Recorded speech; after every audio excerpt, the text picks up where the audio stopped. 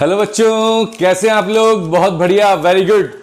तो जैसा कि हमने अपनी फर्स्ट लाइव वीडियो में कुछ टॉपिक्स कंप्लीट किए थे, तो उसी के रिगार्डिंग सबसे पहले हम क्वेश्चन कंप्लीट कराएंगे आपको। और आज ही आपको ईएमआई पूरा कंप्लीट कराऊंगा विद न्यूमेरिकल्स, क्योंकि हमें मालूम है अपने शेड्यूल के अकॉर्डिंग कल अल्टरनेटिंग करंट स्टार्ट करना है, इसलिए आज मैं एक पूरी कंप्लीट वीडियो बनाऊंगा विद न्यूमेरिकल्स और कल वापस से हम लाइव जाएंगे अल्टरनेटिंग करंट स्टार्ट करने के लिए। ठीक है बेटा, तो स्टार्ट करते हैं इलेक्ट्रोमैग्नेटिक इंडक्शन। कुछ पहले स्टार्ट करते हैं न्यूमेरिकल से, और जो हमारे रिमेनिंग टॉपिक्स हैं self induction, mutual induction and then AC generator and transformer, ये 4 टॉपिक और बचेंगे, ये भी आज कंप्लीट करेंगे हम विद न्यूमेरिकल्स कंप्लीट करेंगे। ओके, तो आपको न्यूमेरिकल्स भी मिलने वाले हैं, कंसेप्चुअल क्वेश्चन भी मिलने वाले हैं, एमसीक्यूज भी मिलने वाले हैं और कंप्लीट जो आपके टॉपिक्स हैं वो भी कंप्लीट आज होने वाले हैं बेटा। ओके, तो पहला क्वेश्चन आपके यहां पर बोर्ड पर नजर आ रहा होगा आपको। क्या पूछा है बेटा पहले क्वेश्चन में? आपको कुछ डिफरेंट केसेस दे रखे हैं मैंने यहां पर, तो फटाफट वीडियो को पॉज करो और बताओ पहले आप इनमें किस किस पर्टिकुलर केसेस के अंदर कौन कौन सी डायरेक्शन करंट की इंड्यूस होने वाली है। What is the direction induce current in each case. Okay, तो बताइए फटाफट। फर्स्ट केस के अंदर चेक करिए जरा। तो फर्स्ट केस के अंदर अगर हम बात करें, मैग्नेटिक फील्ड किधर जा रही है? सर मैग्नेटिक फील्ड अंदर की तरफ जा रही है। मैग्नेटिक फील्ड किधर जा रही है बेटा? अंदर की तरफ जा रही है। अगर हमारी मैग्नेटिक फील्ड अंदर की तरफ जा रही है और वो कैसी हो रही है बेटा? इंक्रीज। अंदर वाली मैग्नेटिक फील्ड कैसी हो रही है बेटा? इंक्रीज हो रही है। तो सर इसके अंदर जो करंट बनना चाहिए वो किस डायरेक्शन में बनना चाहिए? वो करंट इस तरीके से बनना चाहिए कि अंदर वाली मैग्नेटिक फील्ड जो इंक्रीज हो रही है उसको अपोज करे। क्या करे बेटा? उसको अपोज करे। तो बताइए कैसे अपोज करेगी ये? किस डायरेक्शन में करंट बनना चाहिए? एंटी क्लॉकवाइज या फिर क्लॉकवाइज? सर मैग्नेटिक फील्ड किधर जा रही है? अंदर की तरफ। तो अगर आपने अंदर की तरफ अगर क्लॉकवाइज कर दिया तो ये भी मैग्नेटिक फील्ड अंदर की तरफ जा रही है, ये तो इंक्रीज हो रही है। तो करंट किस डायरेक्शन में बननी चाहिए? बोलो फटाफट। मैग्नेटिक फील्ड कैसी होनी चाहिए सर? बाहर की तरफ। बाहर की तरफ मैग्नेटिक फील्ड कब आएगी? जब हमारी ये फिंगर्स की डायरेक्शन कैसी होगी? एंटी क्लॉकवाइज होगी। देखिए मैग्नेटिक फील्ड एंटी क्लॉकवाइज है, थंब किधर लग रहा है हमारा? बाहर की तरफ लग रहा है। अगर थंब बाहर की तरफ लग रहा है, थंब क्या बताता है हमको? सर मैग्नेटिक फील्ड की डायरेक्शन बताता है। बोलो बात सही है कि नहीं है? Yes sir. थंब हमको किस डायरेक्शन बताता है? थंब हमको क्या डायरेक्शन बताता है? मैग्नेटिक फील्ड की डायरेक्शन बताता है, क्योंकि अंदर फील्ड लाइंस बढ़ रही हैं और अकॉर्डिंग टू लेंज लॉ ये इंड्यूस करंट की डायरेक्शन हम कैसे फाइंड कर सकते हैं? लेंज लॉ के अकॉर्डिंग। क्या बताया था लेंज लॉ?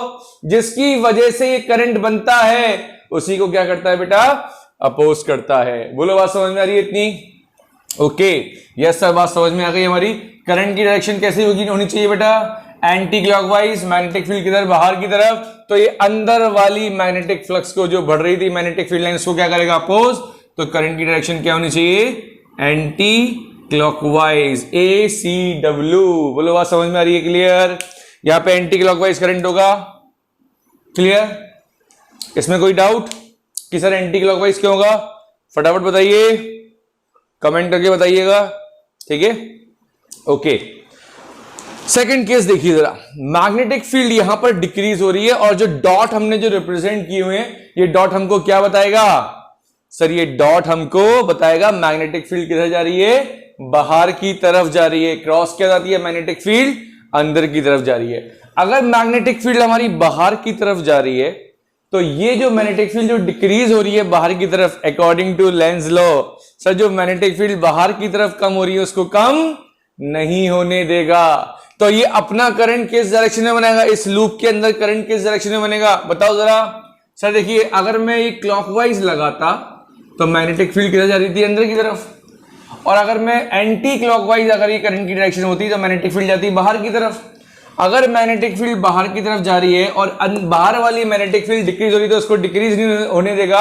इस वजह से ये भी अपना करंट किस डायरेक्शन में बनाने लग जाएगा? सर एंटी क्लॉकवाइज डायरेक्शन में बनाने लग जाएगा, क्योंकि अभी बताया एंटी क्लॉकवाइज में मैग्नेटिक फील्ड किधर? बाहर की तरफ। तो इस केस में भी करंट कैसा बनेगा हमारा? एंटी क्लॉकवाइज बनेगा। बात समझ में आई क्यों बनेगा? क्योंकि सर बाहर वाली मैग्नेटिक फील्ड लाइंस क्या हो रही है? हमारी कम हो रही है। तो लेंज लॉ के अकॉर्डिंग जो करंट बनेगा वो उसको कम नहीं होने देगा। इस वजह से सर इस लूप के अंदर करंट की डायरेक्शन क्या होगी? एंटी क्लॉकवाइज होगी। बोलो बात समझ में आ रही कि नहीं आ रही है? क्लियर एकदम? आगे बढ़े। ओके, नेक्स्ट केस देखिए फटाफट। करंट की डायरेक्शन किधर?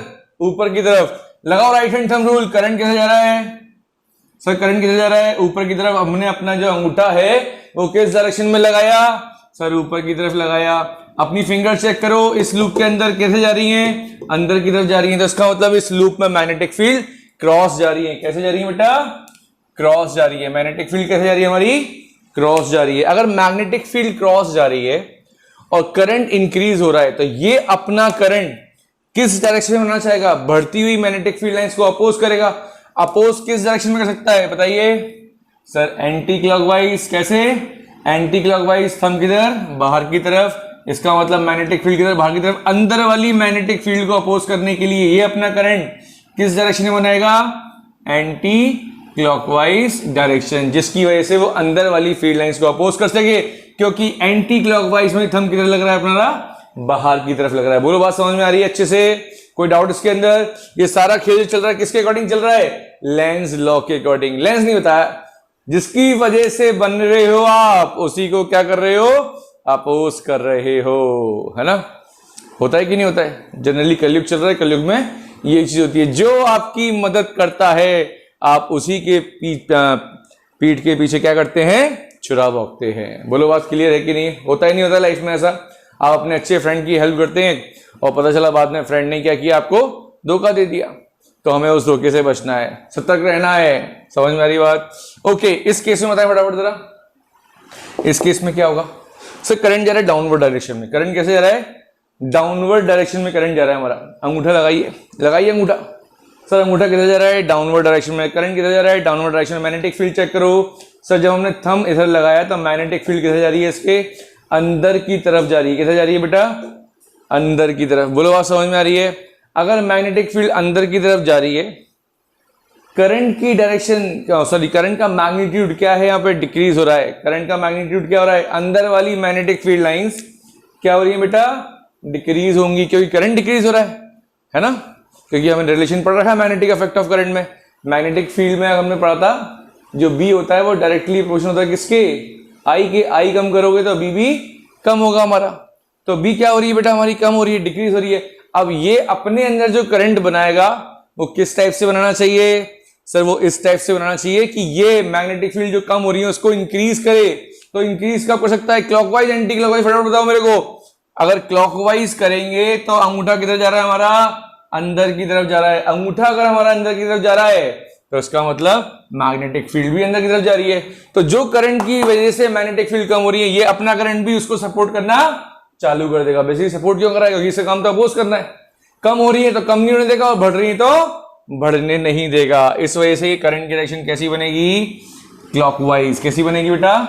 क्लॉकवाइज। कैसी बनेगी? क्लॉकवाइज। ओके, ये केस भी क्लियर हो गया सर। इस वाले केस में क्या होगा सर? इस वाले केस में क्या होगा सर? देखिए ये मैग्नेट है, इसको आपने ड्रॉप कराया। क्या कराया बेटा आपने? इसको ड्रॉप कराया, ठीक? ये ड्रॉप हो रही है मैग्नेट और नीचे एक कॉइल है, नीचे एक कॉइल है और ऊपर से एक मैग्नेट जा रही है, ठीक? तो बताइए ये अपना करंट किस डायरेक्शन में बनाएगा सर? चेक कर लीजिए। नॉर्थ पोल जा रहा है नीचे की तरफ। नॉर्थ पोल अगर नीचे की तरफ जा रहा है तो सर क्या होगा? इस कॉइल के अंदर से फील्ड लाइंस बढ़ रही होंगी। सर अगर फील्ड लाइंस बढ़ रही हैं तो ये क्या करेगा? उसको अपोज करेगा। अपोज करने के लिए ये अपना कौन सा पोल बना ले यहां पर? सर यहां पे अपना कौन सा पोल बना ले सर? ये नॉर्थ पोल बना ले। अगर नॉर्थ पोल बन जाता है तो कौन सा current? Anti clockwise current sir. कौन सा करंट? Anti clockwise. अभी तो रिपेल कर पाएगा इसकी मैग्नेटिक फील्ड लाइंस को। और अगर आपको मालूम पड़ गया यहाँ पे नॉर्थ पोल बन रहा है तो करंट की डायरेक्शन आप इजीली बता सकते हैं। ओके, इस केस को देखिए जरा। यहाँ पे क्या होने वाला है? यहाँ पे दो लूप है या दो कॉइल बोल सकते हैं आप। एक कॉइल में करंट फ्लो हो रहा है और उस करंट की वैल्यू क्या हो रही है? इंक्रीज। सिंपल सर, करंट की वैल्यू क्या हो रही है यहाँ पे? इंक्रीज। करंट की वैल्यू चेक करिए हमने। करंट कैसा है सर? Anti clockwise. करंट अगर एंटी क्लॉकवाइज है तो मैग्नेटिक फील्ड किधर जा रही है सर? बाहर की तरफ। तो बढ़ती हुई मैग्नेटिक फील्ड किस डायरेक्शन में है? बाहर की तरफ। ये कॉइल सर अपने अंदर जो करंट बनाएगा वो किस डायरेक्शन में बनाएगा सर? इस बढ़ती हुई मैग्नेटिक फील्ड लाइंस को अपोज करेगा। और बढ़ती हुई मैग्नेटिक फील्ड लाइंस को अपोज करेगा तो ये कैसे करेगा? क्लॉकवाइज या एंटी क्लॉकवाइज? Sir clockwise. देखिए अंगूठा किधर लग रहा है? अंदर की तरफ लग रहा है सर। समझ में आ रही बात? किसी को डाउट इसके अंदर? नो सर, कोई डाउट नहीं। तो यहां पे करंट की डायरेक्शन क्या होगी? क्लॉकवाइज। यहां पे करंट की डायरेक्शन क्या आई थी? Anti clockwise. यहां पे करंट की डायरेक्शन क्या आई थी? क्लॉकवाइज। यहां पे एंटी क्लॉकवाइज, यहां पे एंटी क्लॉकवाइज, यहां पे एंटी क्लॉकवाइज। ओके, चलिए इस केस में देखिए। अच्छा, इस केस में एक इंपॉर्टेंट चीज बता देता हूं मैं आपको। ऑब्जर्वर कहां है? यहां खड़ा हुआ है ऑब्जर्वर। ऑब्जर्वर यहां खड़ा हुआ है या फिर इसके पीछे खड़ा हुआ है, इस पे भी डिपेंड करेगा। आप देख कहां से रहे हैं लूप को, कॉइल को कहां से देख रहे हैं। अगर यहां से ऑब्जर्व करेंगे तो क्या होने वाला है? देखो बेटा, आप साउथ पोल को इधर लेके जा रहे हो, बढ़ती हुई मैग्नेटिक फील्ड क्या होंगी? इससे पास होंगी, मैग्नेटिक फील्ड लाइंस इंक्रीज होंगी। ये उस मैग्नेटिक फील्ड लाइंस को क्या करने वाला है? अपोज करने वाला है। रीजन सर इंक्रीज हो रही है, ये भी अपना क्या बना लेगा? South pole. अगर कहां से देखेंगे सर? यहां से देख रहे हैं। देखो ये लूप, ये नॉर्थ मैग्नेट का नॉर्थ साउथ पोल इधर लेके जा रहे हैं आप, तो सर ये उसको अपोज करेगा। अपोज करने के लिए क्या बना लेगा? अपना साउथ पोल। और साउथ पोल में करंट की डायरेक्शन क्या होती है? क्लॉकवाइज होती है सर। कैसी होती है? क्लॉकवाइज। समझ में आ रही बात? साउथ पोल है तो करंट की डायरेक्शन क्या होगी? क्लॉकवाइज। यही जब लूप के पीछे जाओगे आप, लूप के पीछे जाओगे तो कौन सा पोल बन जाएगा? North pole. और नॉर्थ पोल में करंट की डायरेक्शन एंटी क्लॉकवाइज। इसलिए मैंने कहा इंपॉर्टेंट चीज, ऑब्जर्व कहां से कर रहे हैं। ठीक है, अगर आप यहां से ऑब्जर्व करेंगे तो क्लॉकवाइज, इसके पीछे से ऑब्जर्व करेंगे तो एंटी क्लॉकवाइज होगी। अगर मैं, देखिए ये मैं घुमा रहा हूं, मेरे लिए क्या है ये? क्लॉकवाइज। आपके लिए क्या हो रहा होगा? Anti clockwise. ठीक, समझ में आ रही बात? तो यहां पर साउथ पोल बन जाएगा। साउथ पोल बनने का मतलब करंट की डायरेक्शन क्लॉकवाइज। अब इस केस में देखिए, ये मैग्नेट को आप इधर लेके जा रहे हैं। जब मैग्नेट को पास लेके जाएंगे तो लेंस लो क्या कहता है? मैग्नेटिक फील्ड लाइंस बढ़ रही हैं सर, उसको अपोज करेगा। ये जो करंट बनेगा इसमें क्या होगा बेटा? अपोज होगा। अपोज करने के लिए ये भी अपना क्या बना लेगा? North pole. और नॉर्थ पोल में करंट की डायरेक्शन क्या होती है? Anti clockwise. समझ में आ रही बात? क्लियर ये चीज? तो यहां पर एंटी क्लॉकवाइज करंट बनने वाला है। क्लियर? अच्छा, अब मैग्नेट को इन दोनों केस में एक काम करो, बताओ फटाफट। इधर लेके जा रहे हो, इनको दूर लेके जा रहे हो, बताओ क्या होने वाला है? सर जब मैग्नेट दूर जाएगी तो number of magnetic field lines passing through this coil decreases and according to Lenz law sir कम हो रही है तो कम नहीं होने देगा। अब ये कम कब नहीं होने देगा? कम जब ये अपना यहां पर क्या बना ले बेटा? North pole. नॉर्थ पोल बनने का मतलब ये अब उसको फील्ड लाइंस को अट्रैक्ट करेगा। और नॉर्थ पोल का मतलब करंट की डायरेक्शन अब एंटी क्लॉकवाइज हो जाएगी। क्या हो जाएगी बेटा? Anti clockwise. इस केस में बताओ सर, नॉर्थ पोल अब आप दूर लेके जा रहे हो, मैग्नेटिक फील्ड लाइंस कम हो रही हैं। जब मैग्नेटिक फील्ड लाइंस कम होंगी तो क्या होगा सर? ये बढ़ती हुई मैग्नेटिक फील्ड लाइंस, जो सॉरी डिक्रीज होती है मैग्नेटिक फील्ड लाइंस को, उसको कम नहीं होने देगा। कब कम नहीं होने देगा? जब ये अपना क्या बना ले बेटा? यहां पर साउथ पोल बना ले। क्या बना ले बेटा? South pole. बात समझ में आ रही है? वेरी गुड, बात समझ में आ गई। साउथ पोल बनते ही करंट की डायरेक्शन जो एंटी क्लॉकवाइज थी सर, वो क्या हो जाएगी? क्लॉकवाइज। ये चीज तो आपको बेटा आनी चाहिए। साउथ पोल है अगर हमारे पास, यहां बना देता हूं मैं, ध्यान रखना बेटा, साउथ पोल के लिए करंट की डायरेक्शन होती है क्लॉकवाइज और नॉर्थ पोल के लिए करंट की डायरेक्शन होती है एंटी क्लॉकवाइज। बोलो बात समझ में आ रही है क्या? क्लियर है ये बात? समझ में आया अच्छे से? चलिए नेक्स्ट क्वेश्चन देखेंगे हम। चलिए इस क्वेश्चन को देखते हैं जरा, क्या कह रहा है ये question. A conducting circular loop is placed in a uniform magnetic field. आपके पास एक सर्कुलर लूप है, एक कंडक्टिंग सर्कुलर लूप, आपने इसको किस में रखा हुआ है बेटा? यूनिफॉर्म मैग्नेटिक फील्ड में रखा हुआ है और उसकी वैल्यू दे रखी है हमको 0.04 tesla, whose value is 0.04 tesla. अब उस लूप का जो प्लेन है वो परपेंडिकुलर है टू द मैग्नेटिक फील्ड। देखिए प्लेन परपेंडिकुलर, इसका मतलब सर ये लूप है, इसका प्लेन कैसा है? मैग्नेटिक फील्ड के परपेंडिकुलर, मैग्नेटिक फील्ड के परपेंडिकुलर। तो प्लेन कंफ्यूज नहीं ना, यहाँ पे थीटा 90 नहीं है, यहाँ पे थीटा 0 होगा। जो भी प्लेन होगा बेटा उसका इस तरीके से रखा गया है कि उस प्लेन का जो एरिया वेक्टर होगा वो मैग्नेटिक फील्ड के क्या होगा? पैरेलल। क्या होगा बेटा? पैरेलल। मतलब एरिया वेक्टर भी इस डायरेक्शन में और मैग्नेटिक फील्ड भी इस डायरेक्शन में, तभी तो थीटा क्या होगा बेटा? हमारा 0 होगा। जब थीटा 0 होगा तभी cos 0 की वैल्यू 1 होगी। अगर ये थीटा 90 हो जाता तो क्या होता बेटा, हमारा फ्लक्स 0 होता, फ्लक्स 0 होता तो उसमें कोई चेंज ही नहीं होता। जब कोई चेंज नहीं होता तो ईएमएफ नहीं बनता, क्योंकि लास्ट में क्वेश्चन में वो ईएमएफ पूछ रहा है। तो क्या समझना है, with its plane perpendicular to the magnetic field, it means area vector और मैग्नेटिक फील्ड के बीच में एंगल 0 डिग्री है। नेक्स्ट पार्ट बोल रहा है the radius of the loop start shrinking at 2 millimetre per second. जो ये लूप है हमारे पास, उसका रेडियस 2 mm पर सेकेंड से उसका रेडियस क्या होता जा रहा है, डिक्रीज होता जा रहा है। श्रिंकिंग मतलब कम होता जा रहा है। पूछ के रहा है क्वेश्चन में the induced EMF in the loop when the radius is 2 centimetre. क्या पूछा है बेटा आपसे, वो ईएमएफ पूछ रहा है। क्या करेंगे ईएमएफ निकालने के लिए, सर फैराडे ने हमको एक फॉर्मूला दिया हुआ है। फैराडे की सेकंड लॉ से क्या निकालते हैं, ईएमएफ निकालते हैं। सर क्या निकालते हैं बेटा, हम ईएमएफ निकालते हैं। क्या होता है ईएमएफ का फॉर्मूला, याद करो सर। ईएमएफ का फॉर्मूला होता है minus D phi by D T. अभी नेगेटिव साइन की बात नहीं कर रहे हम।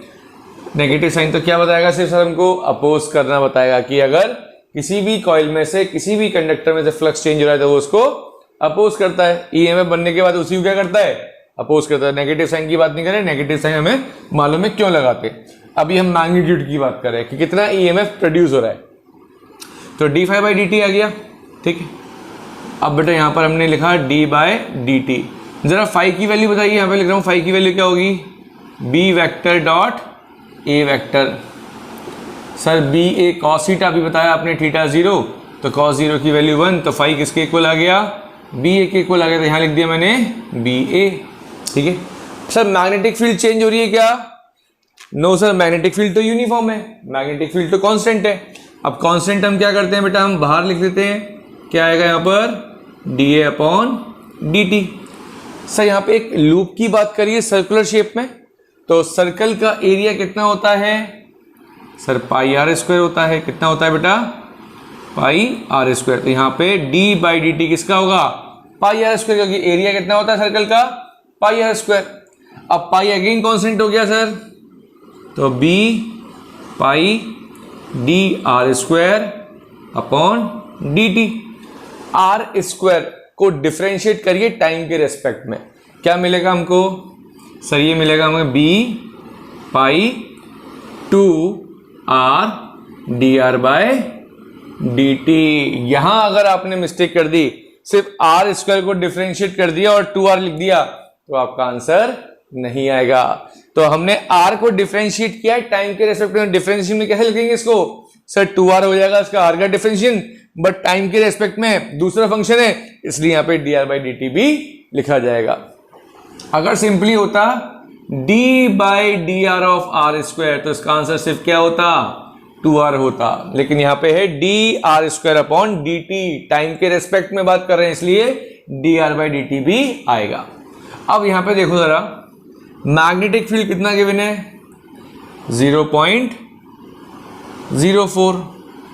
पाई की वैल्यू, पाई के टर्म में आंसर पूछ रहा है, तो पाई की वैल्यू एज इट इज लिख लेने दो। सर रेडियस कितना है क्वेश्चन में, 2 सेंटीमीटर, सेंटीमीटर को चेंज कर लो, -2 into sir D R by D T given है क्या क्वेश्चन में, यस गिवन है। The radius of the loop start shrinking at 2 millimetre per second. तो ये हमको क्या गिवन है सर, टाइम के रेस्पेक्ट में रेडियस क्या होता जा रहा है, डिक्रीज। तो D R by D T क्या लिखेंगे sir, 2 mm per second. Sir किस में, ये मिलीमीटर में, चेंज कर लो मीटर पर सेकेंड में। क्या आ जाएगी इसकी वैल्यू सर, 2 इंटू 10 की पावर -3। अब इसको जब आप सॉल्व करेंगे तो ये वैल्यू आएगी आपके पास ऑलमोस्ट 3.2 माइक्रो वोल्ट। कितनी आएगी बेटा, 3.2 माइक्रो वोल्ट। तो कौन सा ऑप्शन मैच करेगा, जब आप इसको सॉल्व करेंगे यही वैल्यू आएगी, ठीक है। क्योंकि अब हमारे पास ईएमआई बहुत सारा अभी थोड़ा कंप्लीट करना है, क्वेश्चंस भी कराने हैं, रिमेनिंग टॉपिक्स भी कराने हैं, तो फटाफट देख लेते हैं। इसका आंसर क्या होगा बेटा, 3.2 माइक्रो वोल्ट होगा। समझ में आ रही है बात, क्लियर है, कोई डाउट इसके अंदर। चलिए नेक्स्ट क्वेश्चन देखते हैं।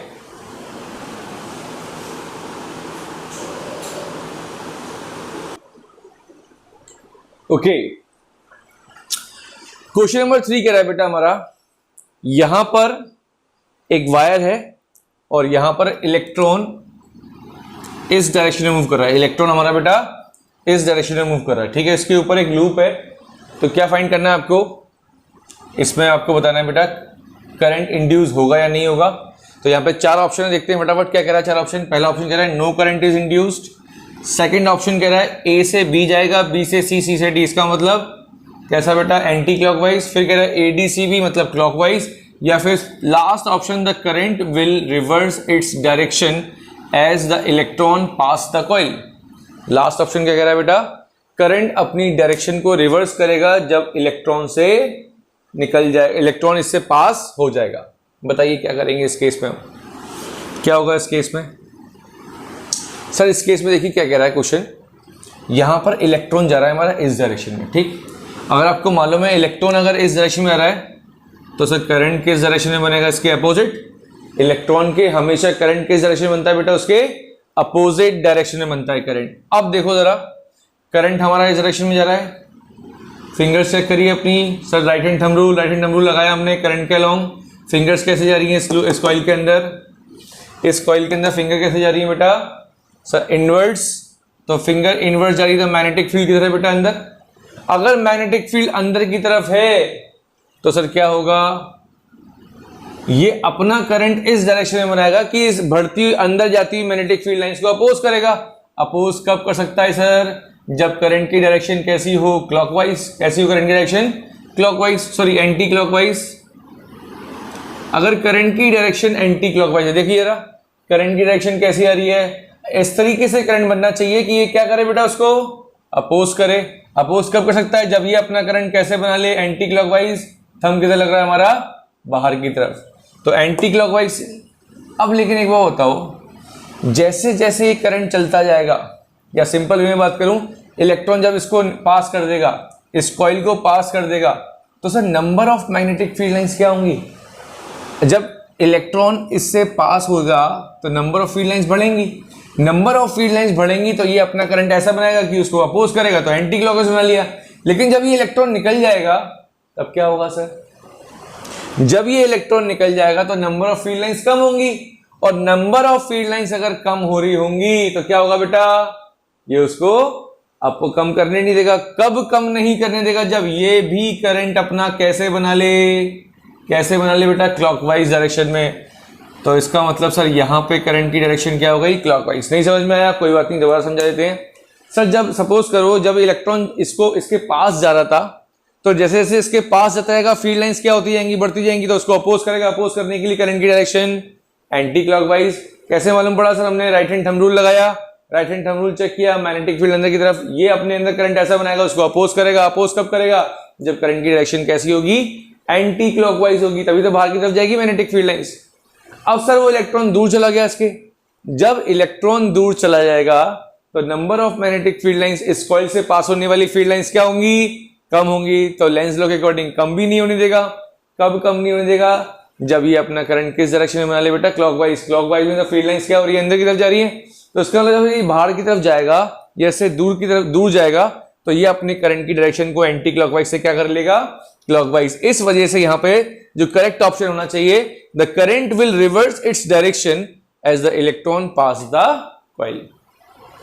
जब हमारा इलेक्ट्रॉन इस कॉइल को पास कर देगा तब ये अपने करंट की डायरेक्शन कॉइल क्या कर लेगी, चेंज कर लेगी बेटा। समझ में आ रही बात, इसमें कोई दिक्कत, समझ में आ गया सर। ओके, एक क्वेश्चन है आपके पास, यहां पर आपको करंट और टाइम का ग्राफ बना हुआ है, ठीक है, करंट और टाइम का ग्राफ बना हुआ है बेटा यहां पर, ठीक, कुछ इस टाइप से पूछ के रहा है वो पूछ रहा है बेटा आपसे, रेजिस्टेंस दे रखा है हमको, ईएमएफ पूछ रहा है बेटा। क्या पूछ रहा है आपसे, ईएमएफ, ठीक, क्या पूछ रहा है बेटा आपसे, ईएमएफ पूछ रहा है। बताइए कैसे निकालेंगे ईएमएफ, बताइए जरा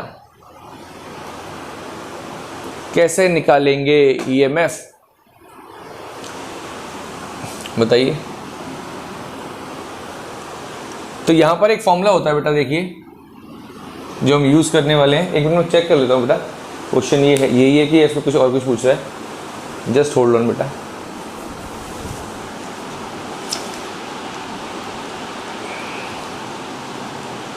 क्वेश्चन पूछ रहा है magnitude of change in magnetic flux, flux में कितना चेंज आएगा वो पूछ रहा है बेटा, फ्लक्स पूछ रहा है बेटा, यहाँ पे ईएमएफ नहीं पूछ रहा है, यहाँ पर कितना फ्लक्स में चेंज आएगा, 8 वेबर, 2 वेबर, 6 वेबर या फिर 4 वेबर। सबसे पहला काम याद करो, फ्लक्स और कुछ करंट के बीच में कोई रिलेशन या चार्ज के बीच में रिलेशन। ये सर हमें आपने बताया था सर, जो चार्ज होता है वो डेल फाई बाय रेजिस्टेंस के इक्वल होता है। याद आ रहा है ये फॉर्मूला, बोलो। जो हमारा चार्ज होता है वो किसके इक्वल होता है बेटा, डेल फाई बाई आर के इक्वल होता है। सर क्वेश्चन में आर तो गिवन है, क्या गिवन है बेटा हमको, आर तो गिवन है। क्यों हमको गिवन नहीं है सर क्वेश्चन में, सर डेल फाई निकालने के लिए क्या करना पड़ेगा हमको, सॉरी हाँ, डेल फाई निकालने के लिए क्या करना पड़ेगा सर हमको, सर डेल्टा क्यू को आर से मल्टीप्लाई करना होगा। सर आर तो है हमारे पास, रेजिस्टेंस तो गिवन है कितना, 10 ओम। अगर हम क्या निकाल लें बेटा, चार्ज और निकाल लें तो क्या मिल जाएगा हमको, फ्लक्स मिल जाएगा। क्या मिल जाएगा बेटा हमको, फ्लक्स। क्या करेंगे इसके लिए, अब देखो आईटी ग्राफ क्या प्रोवाइड करेगा आपको, आईटी ग्राफ क्या प्रोवाइड करेगा बताओ जरा, पहली बात तो ये बता दो, आईटी ग्राफ क्या देगा आपको। सर हमको area under IT graph charge देगा। क्या देगा बेटा, ध्यान रखना इस चीज को, एरिया अंडर आईटी ग्राफ क्या देगा बेटा आपको, चार्ज देगा। अगर एरिया अंडर आईटी ग्राफ आपको चार्ज देगा तो निकाल लीजिए फटाफट एरिया। तो Q equals to, sir triangle बन रहा है यहाँ पर, क्या बन रहा है बेटा, एक ट्राइंगल। ट्राइंगल का एरिया कैसे निकालते हैं, हाफ, बेस कितना है सर 0.2, हाइट कितनी है बेटा 10, सॉरी हाइट कितनी है 4, 2 2 जा 4, तो Q की वैल्यू कितनी आ गई अपने पास 0.2 कूलम। ठीक, बट हमें सर Q थोड़ी निकालना है, हमको तो फ्लक्स निकालना है। अभी तो बताया फ्लक्स किसके equal, del Q into R के इक्वल। तो डेल Q की वैल्यू हमारे पास, या चार्ज की वैल्यू सिंपल समझ लीजिए, डेल्टा हटा दीजिए आप चाहें तो डेल्टा Q या फिर चार्ज की वैल्यू अभी यहाँ पे कितनी है, डेल्टा Q मतलब बेसिकली चेंज होता है, ठीक है। बट यहाँ पे हम Q की वैल्यू फाइंड कर रहे हैं, तो Q की वैल्यू कितनी आ जाएगी हमारे पास, सर Q की वैल्यू आ चुकी है हमारे पास 0.2 और R की वैल्यू कितनी हमारे पास 10। इसको सॉल्व कर लीजिए, कितना आ गया 2 वेबर आ गया। कितना आ गया बेटा 2 वेबर। करेक्ट ऑप्शन कौन सा होगा सर, बी ऑप्शन हमारा करेक्ट होगा। बोलो बात समझ में आ रही है। पहले क्या किया सर हमने, एरिया अंडर आईटी ग्राफ से क्या निकाला, चार्ज निकाला। अगर हमारे पास चार्ज आ गया तो क्या आ जाएगा, इस वाले फॉर्मूले से क्या आ जाएगा बोलो सर, चेंज इन फ्लक्स आ जाएगा। क्या आ जाएगा हमारे पास, चेंज इन फ्लक्स कैलकुलेट कर सकते हैं हम इस फॉर्मूले से। अगर डायरेक्ट Q होता आपके पास तो Q की वैल्यू पुट करते, आर आ जाता, आर दे रहा था तो डेल फाई निकाल लेते यार। बट यहाँ पे हमें आईटी ग्राफ दे रखा था, तो आईटी ग्राफ की हेल्प से Q निकाला, रेजिस्टेंस से मल्टीप्लाई किया, क्या आ गया हमारे पास, डेल फाई आ गया। बोलो बात समझ में आ गई, आगे बढ़े। ओके नेक्स्ट क्वेश्चन देखते हैं।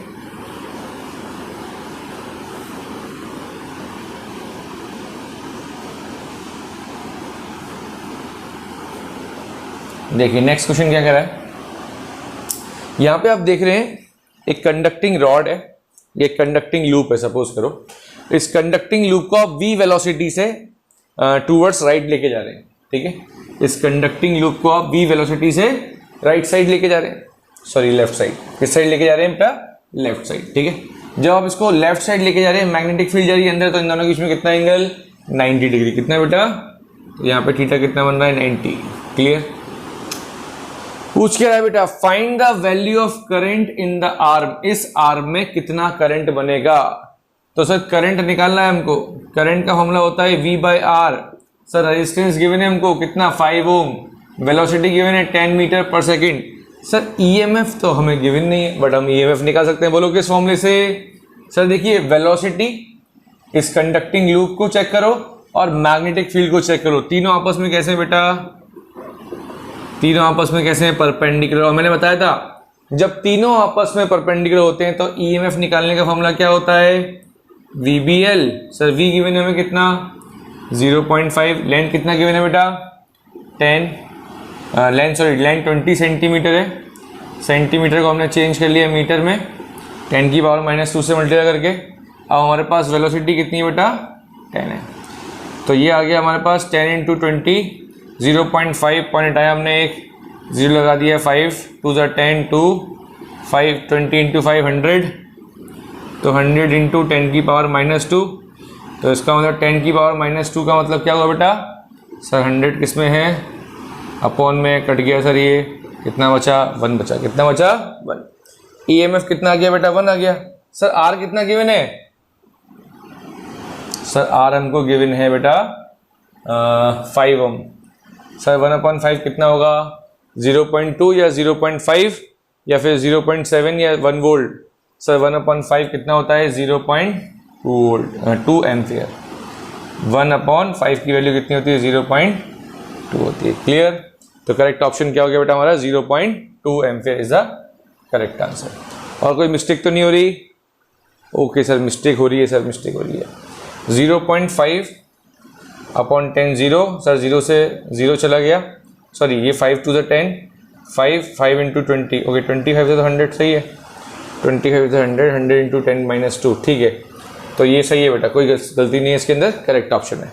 तो करेक्ट ऑप्शन क्या होगा हमारा 0.2 ampere is the correct option. Clear.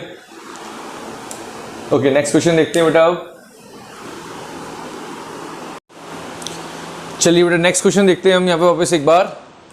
तो क्वेश्चन नंबर 6 कह रहा है बेटा, ध्यान से देखना हमें क्वेश्चन नंबर 6। ये एक मैग्नेटिक फील्ड जा रही है बेटा, ठीक, और मैग्नेटिक फील्ड किधर है बेटा अंदर की तरफ। तो मैग्नेटिक फील्ड है बेटा आपकी अंदर की तरफ, ठीक। और यहाँ पे आप 2 कंडक्टिंग लूप देख रहे हैं ट्रायंगुलर शेप में। यहाँ पर आप कंडक्टिंग लूप देख रहे हैं बेटा ट्रायंगुलर शेप में, ठीक। अब आपने क्या किया, इन दोनों कंडक्टिंग लूप को, सॉरी दो नहीं है यहाँ पर, एक ही कंडक्टिंग क्वेश्चन में जो था मैं बता देता हूँ आपको एक बार। इस कंडक्टिंग लूप को आपने एक पर्टिकुलर डायरेक्शन से एक दूसरी पर्टिकुलर डायरेक्शन में इसकी पोजीशन को चेंज कराया। क्या कराया बेटा, इस कंडक्टिंग लूप को आपने यहाँ से यहाँ शिफ्ट कर दिया, मैग्नेटिक फील्ड जा रही है अंदर की तरफ, ये आपका एक लूप है और इस लूप से दूर लेके चलेगा। इस लूप को मतलब एक पर्टिकुलर डिस्टेंस पे आपने इसको शिफ्ट कर दिया, ठीक। क्वेश्चन कह रहा है what is the direction of induce current in this loop, what is the direction of induce current in this loop. अब एक बात बताओ मेरे को, जब आप इस कंडक्टिंग ट्रायंगुलर शेप के लूप को जब मैग्नेटिक फील्ड में मूव कराओगे तो होगा क्या बेटा, इसका जो एरिया है उससे पास होने वाली जो फील्ड लाइंस हैं उसमें कोई भी चेंज नहीं आएगा, क्योंकि यहाँ पे ये जो एरिया को जो फॉलो करेगा, जब इसको आप चेंज कराने की कोशिश करेंगे तो इस केस में क्या होगा, इस केस में फ्लक्स जो है चेंज नहीं होगा बेटा, क्योंकि शेप ट्रायंगुलर है।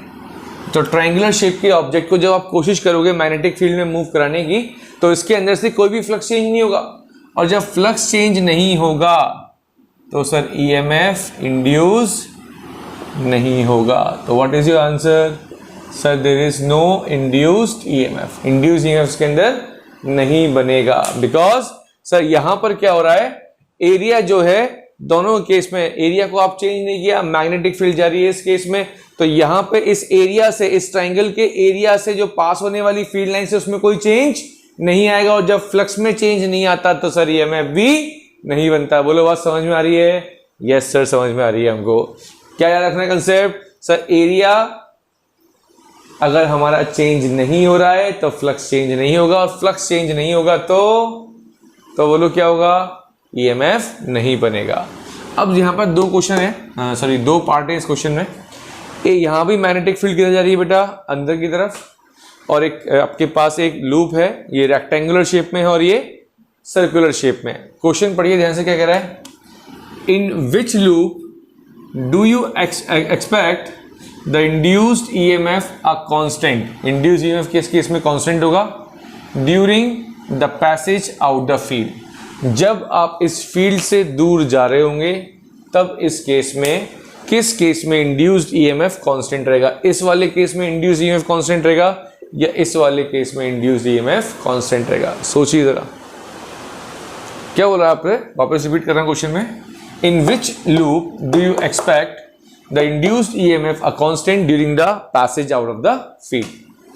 अब एक बार बताओ मेरे को, यहां पे ये शेप है रेक्टेंगुलर शेप में, रेक्टेंगुलर शेप के अंदर जब आप इस मैग्नेटिक फील्ड से दूर लेके जाओगे, इस मैग्नेटिक फील्ड को क्रॉस करते जाओगे, तो इसमें से पास होने वाली फील्ड लाइंस में जो चेंज आएगा, वापस ध्यान सुनना, इसमें से जो पास होने वाली मैग्नेटिक फील्ड लाइंस में जो चेंज आएगा वो कांस्टेंट चेंज आएगा, बट वो चेंज जो आ रहा है इसकी रेक्टेंगुलर शेप होने की वजह से वो कैसा देखने को मिलेगा बेटा?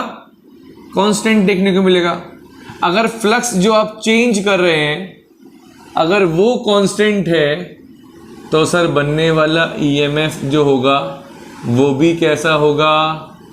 कांस्टेंट होगा। फ्लक्स चेंज हो रहा है बट फ्लक्स में जो चेंज आ रहा है वो कांस्टेंट है। ध्यान रखने वाली बात, रेक्टेंगुलर शेप में जैसे ऐसे क्रॉस करता जाएगा तो फील्ड लाइंस में जो चेंज आ रहा है वो कांस्टेंट है। हर टाइम इंटरवल में, एक पर्टिकुलर टाइम इंटरवल में जो चेंज आ रहा है वो दो मैग्नेटिक फील्ड लाइंस का आ रहा है सपोज करो, तो नेक्स्ट टाइम इंटरवल में भी दो मैग्नेटिक फील्ड लाइंस का चेंज आ रहा है। नेक्स्ट टाइम इंटरवल में एक सेकंड के बाद फिर कितनी मैग्नेटिक फील्ड लाइन में चेंज आ रहा है? दो मैग्नेटिक फील्ड लाइन में चेंज आ रहा है। तो दो कैसे चेंज आ रहा है? तो अगर वो चेंज जो फ्लक्स में जो चेंज आ रहा है अगर वो कांस्टेंट होगा तो हमारा ईएमएफ भी क्या होगा बेटा?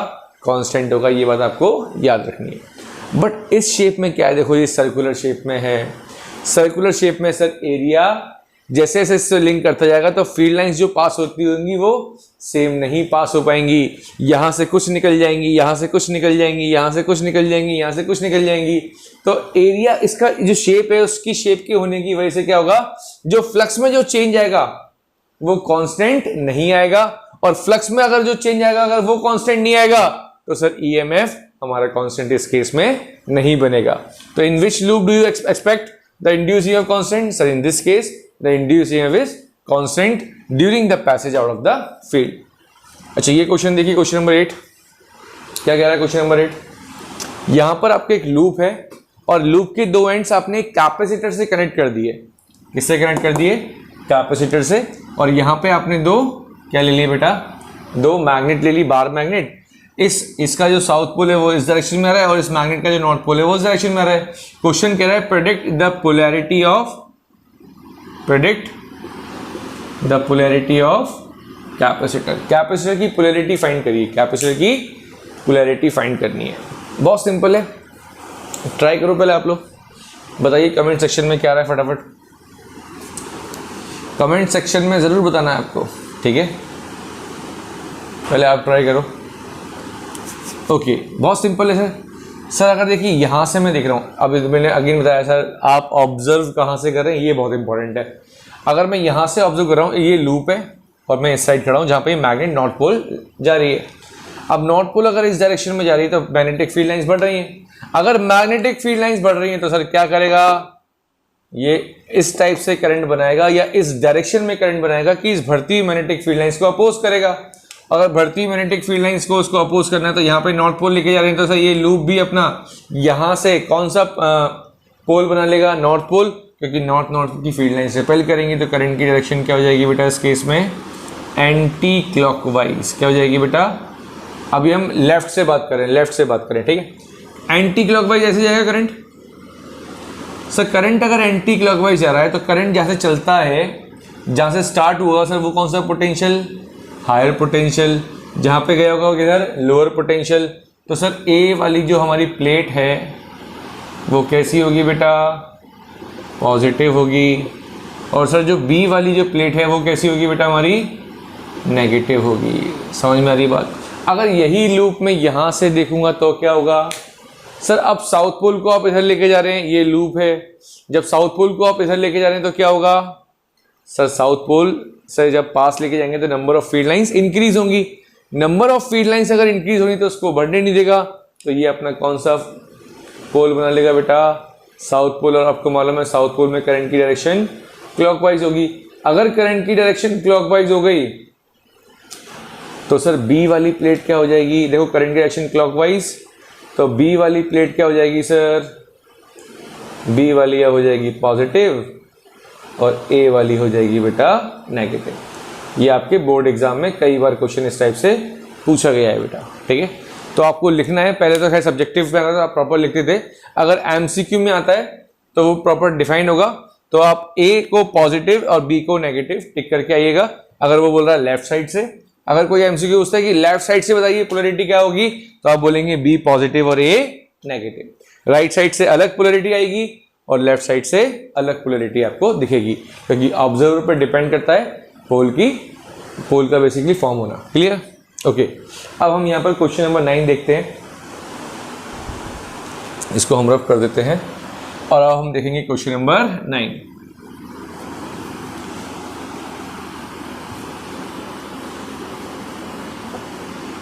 ये भी आपका क्वेश्चन बोर्ड में आया हुआ है, तो मैं जनरली सारे क्वेश्चन एक तो वही उठा रहा हूं जो आपके प्रीवियस ईयर बोर्ड में आए, जिससे आपको आइडिया लग जाएगा कि बोर्ड में किस टाइप से क्वेश्चन आते हैं। बोलो बात समझ में आ रही है कि नहीं आ रही है?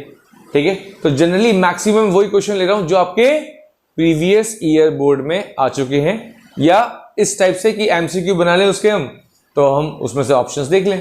ठीक है, बट मैक्सिमम वही, क्योंकि बोर्ड पैटर्न फॉलो करना है हमको, नया पैटर्न है, एमसीक्यू है, तो आपको एमसीक्यू इन्हीं में से बेसिकली मिल जाएंगे, तो टेंशन लेने की जरूरत नहीं है आपको। ठीक है, क्वेश्चन पढ़ते हैं। आपके पास एक व्हील है और उस व्हील के अंदर 8 मेटेलिक स्पोक्स हैं बेटा। कितने? 8 मेटेलिक स्पोक्स हैं।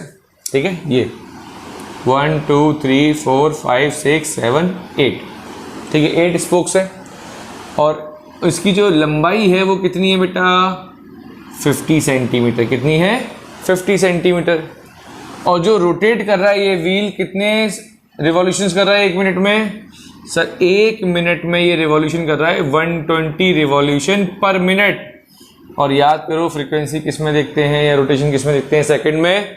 तो सेकंड में निकालने के लिए हम पर मिनट पर सेकंड निकालने के लिए इसको 60 से डिवाइड कर देंगे। अब ये हमारे पास जो रिवॉल्यूशंस आ गए पर सेकंड आ चुके हैं। आगे बढ़ते हैं। सर मैग्नेटिक फील्ड हमको दे रखी है 0.4 गॉस। सर मैग्नेटिक फील्ड की ऐसा यूनिट क्या होती है? टेस्ला होती है। और 1 टेस्ला सर 10 की पावर 4 गॉस के इक्वल होता है। तो 1 गॉस किसके इक्वल? 10 की पावर -4 टेस्ला के। तो 0.4 गॉस किसके इक्वल सर?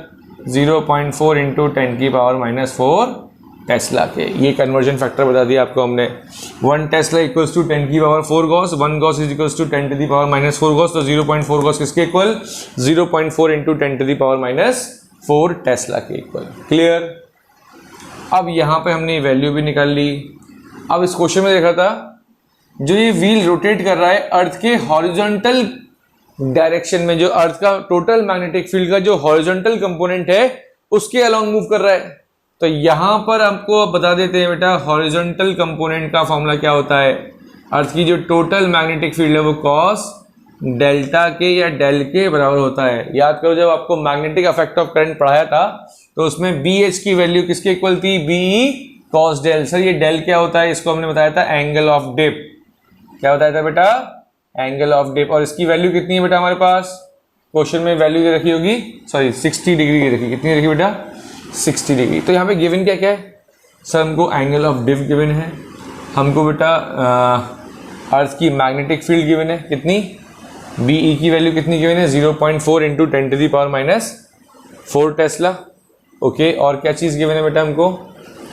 और हमें इसकी लेंथ गिवन है 50 सेंटीमीटर और 8 मेटालिक स्पोक्स हैं। ठीक है, फाइंड क्या करना है सर? इतनी सारी चीज़ गिवन है, फाइंड क्या करना है? हाउ? ओके, फाइंड करना है calculate the EMF between the axle and the rim of the wheel. Axle और जो रिम के बीच में जो ईएमएफ इंड्यूस हो रहा है अर्थ की मैग्नेटिक फील्ड की वजह से, वो कैलकुलेट करना है आपको।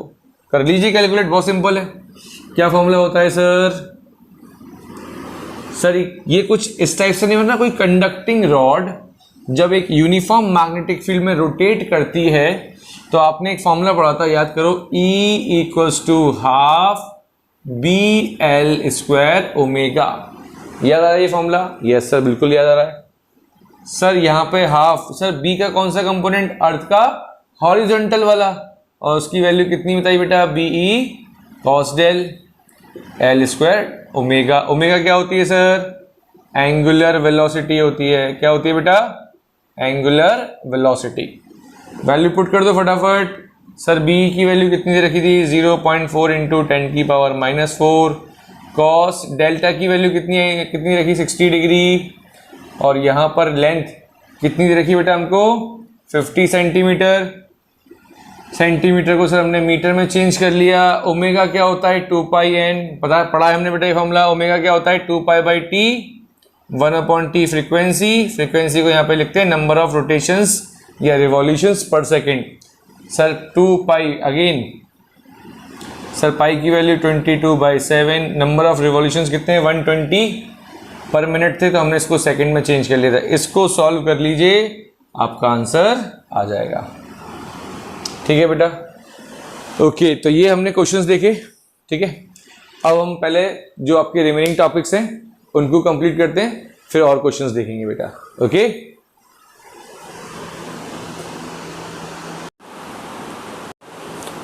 तो बेटा अब देखते हैं हम सेल्फ इंडक्शन। कुछ 2-3 टॉपिक और हैं, इसको भी कंप्लीट करते हैं और चैप्टर हमारा पूरा अच्छे से कंप्लीट हो जाएगा। किसी को कोई डाउट?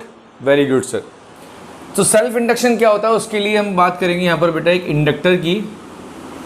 ये हमने एक इंडक्टर बना लिया बेटा यहाँ पे हमने एक बैटरी या सेल ले सकते हैं, और यहाँ पे एक रजिस्टर ले लिया आपने, ठीक, वेरिएबल रजिस्टर।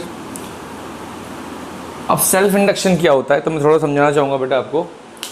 ये कॉइल की प्रॉपर्टी होती है। It is a property of a coil by virtue of which it oppose the change in the strength of electric current by developing an induce EMF itself. अपने अंदर EMF बनाकर ये current की strength जो आप change कर रहे हैं उसको अपोज करता है। सर क्या कहने का चाह रहे हैं आप, समझ में नहीं आ रहा। देखिए समझाता हूँ आपको। आप सपोज करिए इस इंडक्टर के अंदर आप इस वेरिएबल रेजिस्टेंस की हेल्प से करंट को क्या कर रहे हैं बेटा, चेंज कर रहे हैं। करंट को क्या कर रहे हैं, चेंज, ठीक। अब एक बात बताओ, करंट के चेंज होने से किस में चेंज आएगा, तो आप बोलेंगे सर करंट के चेंज होने से मैग्नेटिक फील्ड में चेंज आएगा। किस में चेंज आएगा, मैग्नेटिक फील्ड में चेंज आएगा। अब वो जो मैग्नेटिक फील्ड इससे जो लिंक कर रही है इस करंट की वजह से, यहाँ पर क्या होगा बेटा, ये आपने करंट को इंड्यूस कराया, सॉरी करंट को आपने फ्लो कराया इस सेल की हेल्प से, ठीक है। बट जो आप करंट जो उसके अंदर फ्लो करा रहे हैं वो कैसा करा रहे हैं बेटा, चेंज करा रहे हैं, ठीक है। अगर करंट की स्ट्रेंथ को आप इसमें चेंज कराएंगे तो क्या होगा, सब मैग्नेटिक फील्ड चेंज होगी। अगर इसके अंदर से मैग्नेटिक फील्ड चेंज होगी तो सर फ्लक्स में चेंज आएगा, और फ्लक्स में चेंज अगर आएगा तो सर क्या बनेगा, ईएमएफ, और ईएमएफ बन गया तो बेटा क्या बनेगा, करंट भी बनेगा हमारा। ईएमएफ बनते ही क्या बनना स्टार्ट हो जाता है, करंट बनना स्टार्ट हो जाता है। बोलो बात समझ में आ रही है इतनी। तो इस कॉइल ने इस करंट को जो आप चेंज कर रहे हैं उसको अपोज करने के लिए जो अपने अंदर एक और करंट बना लिया, उस करंट को हम क्या बोलते हैं, बताइए आपको क्या बोलते हैं बेटा, इंड्यूस करंट बोलते हैं। क्या बोलते हैं, इंड्यूस करंट। यहां पर मैं इसको बैक ईएमएफ और अपोजिंग ईएमएफ भी कह सकता हूं। अपोजिंग ईएमएफ कहने का मतलब क्या हो गया सर, जो आप इस सेल की हेल्प से जो करंट को चेंज कर रहे हैं, ये जो अपने अंदर ईएमएफ या करंट बनाएगा वो इस वाले करंट को जो सेल की हेल्प से चल रहा है उसको क्या करेगा, अपोज करेगा। बस इसी प्रॉपर्टी को हम कहते हैं self induction. So what is self induction, जब जब किसी कॉइल में से, बोलो जब जब किसी कॉइल में से करंट चेंज होगा, ये अपने अंदर एक और करंट बना लेगा और वो उस करंट को क्या करेगा, अपोज करेगा जो आप करंट प्रोवाइड कर रहे हैं इस सेल की हेल्प से। इस प्रॉपर्टी को हम कहते हैं सेल्फ इंडक्शन। डेफिनेशन क्या बताई मैंने, it is a property of a coil by virtue of which it oppose the change in the strength of current by developing an induce EMF itself. अपने अंदर एक करंट बना करके ये इस वाले करंट को क्या करेगा, अपोज करेगा। इस प्रॉपर्टी को कहते हैं बेटा हम सेल्फ इंडक्शन। अब मैं आपसे बोलता हूं, अभी सपोज करो आप जो उसके अंदर करंट फ्लो करा रहे हैं वो करंट की वैल्यू इंक्रीज हो रही है। क्या हो रही है बेटा, इंक्रीज। तो इंड्यूस्ड करंट की डायरेक्शन क्या होगी सर, बहुत सिंपल है। लेंसलर ने बताया था करंट अगर बढ़ रहा है तो ये बढ़ते हुए करंट को क्या करेगा, अपोज करेगा। अपना करंट इस टाइप से बनाएगा कि ये इस वाले करंट को क्या करेगा, अपोज करेगा। तो इंड्यूस ईएमएफ इसके सर, या इंड्यूस करंट ये इसके अंदर अपोजिट डायरेक्शन में बनेगा। बोलो बात समझ में आ रही है ना? क्यों बन रही है अपोजिट डायरेक्शन में? क्योंकि सही बढ़ते हुए करंट को क्या करेगा? अपोज करेगा। बोलो बात समझ में आ रही है? वेरी गुड, बहुत बढ़िया। अब क्या हुआ? अब आपने करंट की वैल्यू को इस रेजिस्टेंस की हेल्प से डिक्रीज करवाया, रेजिस्टेंस बढ़ा दिया। रेजिस्टेंस क्या कर रहे हैं आप? बढ़ाते जा रहे हैं। रेजिस्टेंस के बढ़ने से करंट क्या होगा? कम होता जाएगा। अब करंट की वैल्यू, करंट तो अभी भी इसी डायरेक्शन में चल रहा है, बट करंट की वैल्यू क्या हो रही है सर? रेजिस्टेंस को इंक्रीज करने से, रेजिस्टेंस को तो क्या किया है बेटा? इंक्रीज, और करंट को क्या किया है बेटा? डिक्रीज। क्या होगा बताओ? अब करंट किस डायरेक्शन में बनेगा? सर अब करंट कम हो रहा है, करंट के कम होने से मैग्नेटिक फील्ड कम हो रही है, तो ये मैग्नेटिक फील्ड जो कम हो रही है उसको कम नहीं होने देगा, तो अपना करंट भी उसी डायरेक्शन में बनाना स्टार्ट कर देगा। अब इंड्यूस करंट की डायरेक्शन ये हो जाएगी बेटा। बोलो बात समझ में आ रही है? क्लियर एकदम? कोई डाउट इसके अंदर? कोई डाउट नहीं। इसी प्रॉपर्टी को कहते हैं हम सेल्फ इंड। खुद ने बनाया इस कॉइल ने, जो आपने करंट को चेंज कराया उसको अपोज करने के लिए कॉइल के अंदर ये करंट बन गया, उस वजह से इसका नाम क्या रखा गया है बेटा? सेल्फ इंडक्शन रखा गया है। बोलो बात समझ में आ रही है? क्लियर है यहां तक? आगे बढ़ सकते हैं हम? ओके, चलिए आगे बढ़ते हैं बेटा। कुछ बेसिक फॉर्मुलेज देखेंगे यहां पर हम।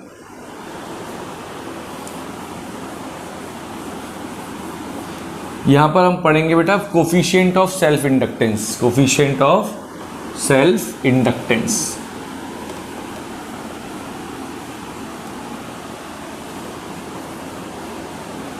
Okay, coefficient of self inductance देखते हैं हम। नेक्स्ट टॉपिक है हमारा coefficient of self inductance. Coefficient of self inductance क्या होगा? कोफिशिएंट ऑफ सेल्फ इंडक्टेंस, देखिए करंट को चेंज करा के किस में चेंज आ रहा था? फ्लक्स में चेंज आ रहा था। बोलो आ रहा था नहीं आ रहा था? तो जो भी करंट होगा वो किसकी डायरेक्टली प्रोपोर्शनल होगा? फ्लक्स के हो सकता है, या फिर बोल सकते हैं flux linked with the coil is directly proportional to the current. Sir current के बढ़ने से जो भी आप करंट दे रहे थे उसकी वजह से तो फ्लक्स में चेंज आ रहा था, तो हमारा फ्लक्स किसकी डायरेक्टली प्रोपोर्शनल आ गया बेटा? आई के। और जब इस डायरेक्टली प्रोपोर्शनल को हटाते हो तो क्या लगाते हो बेटा? एक कांस्टेंट, और यहाँ पे इस कांस्टेंट को क्या बोलेंगे हम?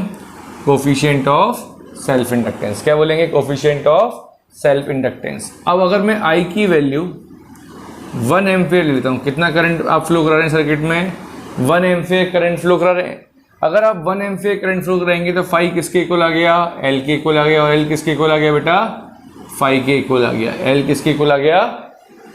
आई के इक्वल आ गया। अगर एल आई के इक्वल आ चुका है तो यहां से आप कोफिशिएंट ऑफ सेल्फ इंडक्टेंस कैसे डिफाइन करेंगे? तो यहां पे आप बोलेंगे coefficient of self inductance is numerically equal to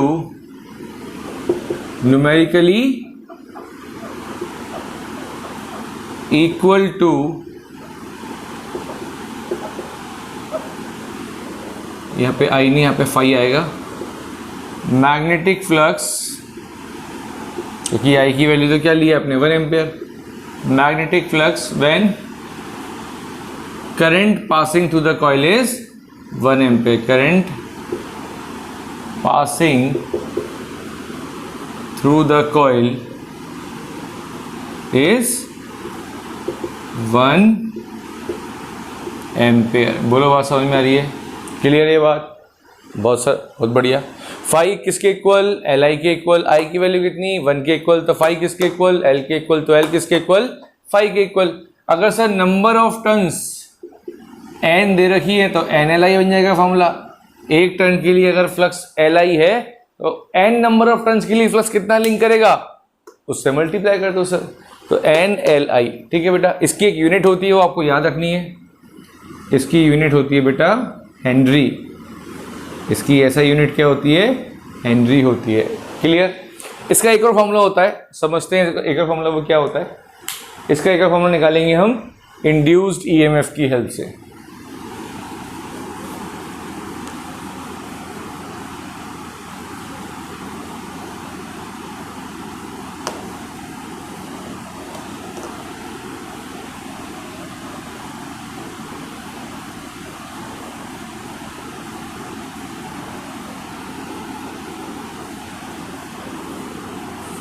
कैसे निकालेंगे देखिए, ई इक्वल्स टू क्या होता है सर, minus D phi by D T. Sir phi की वैल्यू अभी आपने कितनी बताई थी हमको, एल आई। सर एल को बाहर लिख लीजिए, कांस्टेंट था, क्या हो जाएगा, D I by D T. तो सर इंड्यूस ई का फॉर्मूला कितना आ गया, minus L D I by D T.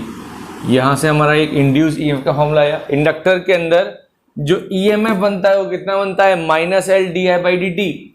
तो यहाँ से एल कितना आ जाएगा sir, minus E D T upon D आई। बोलो बनेगा नहीं बनेगा, समझ में आ रही नहीं आ रही बात यहाँ पर। अगर यहाँ पे मैं D I by D T rate of change of current कितना ले लूँ, 1 एम्पेयर पर सेकेंड, तो ई किसके इक्वल आ गया, माइनस एल के इक्वल आ गया। एल किसके इक्वल आ गया, माइनस ई के इक्वल आ गया। तो यहाँ से भी हम डिफाइन कर सकते हैं, coefficient of self inductance is numerically equal to induce EMF when rate of change of current is 1 ampere per second. अगर करंट में जो चेंज आ रहा है टाइम के रेस्पेक्ट में, अगर 1 एम्पेयर पर सेकेंड के हिसाब से करंट चेंज हो रहा है, तब हमारा इंड्यूस ईएमएफ एल के इक्वल, तो एल किसके इक्वल, माइनस ई के इक्वल बेटा। ठीक है, यहाँ से भी हम इसकी एक यूनिट बना सकते हैं, और वो यूनिट आती है माइनस ई एम एफ है। ई एम एफ की यूनिट क्या होती है, वोल्ट। अभी माइनस साइन की जरूरत नहीं है लिखने की, क्योंकि वो तुमको क्या बताएगा सर, वो अपोज करने के लिए आ रहा था। ठीक, तो ये टाइम की यूनिट हो गई बेटा सेकंड, और करंट की यूनिट क्या होती है, एम्पेयर। तो हेनरी की एक और यूनिट आ गई वोल्ट सेकंड अपॉन एम्पेयर। ठीक, ऐसा यूनिट हेनरी याद रखना, बट फॉर्मूले के अकॉर्डिंग निकालना चाहें आप तो वोल्ट सेकंड अपॉन एम्पेयर से भी आप इसको कैलकुलेट कर सकते हैं। बोलो बात क्लियर है, इतनी समझ में आ रही है अच्छे से, ओके। तो यहाँ पे हमने पढ़ा coefficient of self inductance which is equals to, दो फॉर्मूले पढ़े, एक तो हमने पढ़ा एल इक्वल्स टू फाई, और दूसरा फॉर्मूला क्या पढ़ा बेटा हमने, L equals to minus E D T upon D I. इसकी वैल्यू अगर 1 होगी तो एल किसके इक्वल आ जाएगा, माइनस ई के इक्वल आएगा। सर ये कोफिशिएंट ऑफ सेल्फ इंडक्टेंस जो आपने पढ़ाया, ये करता क्या है सर्किट के अंदर, इसका रोल क्या है सर, इनर्शिया। इनर्शिया क्या काम कर रहा था, याद करो 11वीं क्लास में जो आपने लॉज ऑफ मोशन के अंदर इनर्शिया पढ़ा था, क्या कर रहा था, अपनी स्टेट को चेंज होने से अपोज कर रहा था। ठीक है, जब भी आप किसी भी ऑब्जेक्ट की स्टेट को चेंज करते हैं, क्या करता है, उसको अपोज करता है। यहां भी ये क्या करने वाला है, जो आप करंट को चेंज कर रहे हैं, उस चेंजिंग करंट को, या जो आप करंट को चेंज कर रहे हैं उसको क्या करेगा, अपोज करेगा, अपने अंदर एक करंट बना के अपोज करेगा। तो उसको डिफाइन करने के लिए हमने यहाँ पे एक इंडक्टेंस वर्ड का यूज किया है। तो इंडक्टेंस क्या रहेगा, कितना अपोज कर रहा है, जो भी आप करंट चेंज कर रहे हैं वो सर्किट के अंदर कितना अपोज कर रहा है। तो क्वेश्चन बन चुका है एक बोर्ड पर कि what is the role of inductance in a inductor. तो आप उसमें ऑप्शन था इनर्शिया, मोमेंटम, कुछ मास या एनर्जी। तो आपको किस पर टिक करके आना है, इनर्शिया पे टिक करके आना है। सेम रोल है इनर्शिया का, जो मास के लिए हम बात करते हैं, यहाँ पे हम इंडक्टेंस के लिए बात करेंगे, क्योंकि इनर्शिया क्या करता है, अपोज करता है। यहाँ भी क्या हो रहा है, अपोज हो रहा है। क्या चीज अपोज हो रही है, जो आप करंट चेंज कर रहे हैं बेटा। ठीक है, अगले फटाफट टॉपिक पे आते हैं, म्यूचुअल इंडक्शन पर।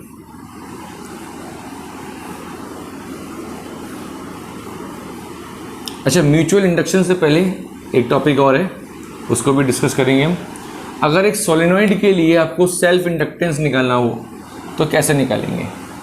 तो यहाँ पे डेरिवेशन की बात नहीं करेंगे हम, क्योंकि बोर्ड में डेरिवेशन नहीं आएंगे आपके। अब हम सीधी बात करते हैं self inductance of long solenoid. एक सोलेनॉइड के लिए सेल्फ इंडक्टेंस कितना होता है, बहुत सिंपल है। कैसे निकालेंगे सर, सर देखिए निकालना सिखाना है तो बहुत सिंपल है, फटाफट बता देता हूँ आपको। एक सोलेनॉइड के अंदर मैग्नेटिक फील्ड कितनी होती है, म्यू नॉट एन आई होती है। सर एन की वैल्यू कितनी होती है, mu naught N by L into I. Sir flux का फॉर्मूला क्या होता है, फ्लक्स होता है sir B A. Sir magnetic field कितनी है, mu naught N by L into I. ये जो फ्लक्स लिंक कर रहा है एक टर्न से लिंक कर रहा है। अगर सर एन टोटल फ्लक्स निकालेंगे अगर हम, तो टोटल फ्लक्स कैसे निकालेंगे sir, phi equals to mu naught N I upon L into total number of turns. Sir एक टर्न के लिए अगर इतना फ्लक्स लिंक कर रहा है तो टोटल नंबर ऑफ टर्न के लिए फ्लक्स निकालने के लिए क्या करना पड़ेगा, टोटल नंबर ऑफ टर्न से मल्टीप्लाई करना पड़ेगा।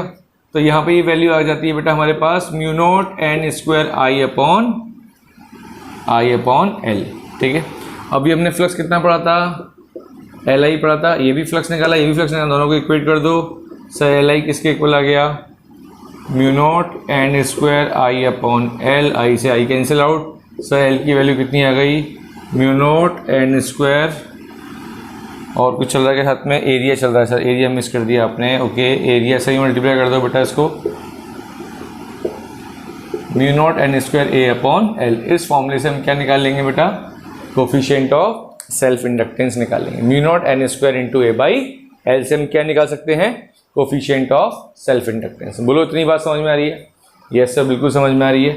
अभी यहाँ पर इस इंडक्टर के अंदर या सोलेनोइड के अंदर कुछ भी नहीं था, इसके अंदर क्या फील्ड थी, एयर।